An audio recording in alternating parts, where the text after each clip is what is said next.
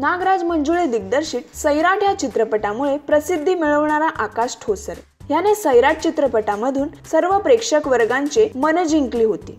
सैराट नंतर हा महेश मांजरेकर दिग्दर्शित FU म्हणजे फन अनलिमिटेड या चित्रपटामध्ये प्रमुख भूमिकेत दिसणार आहे।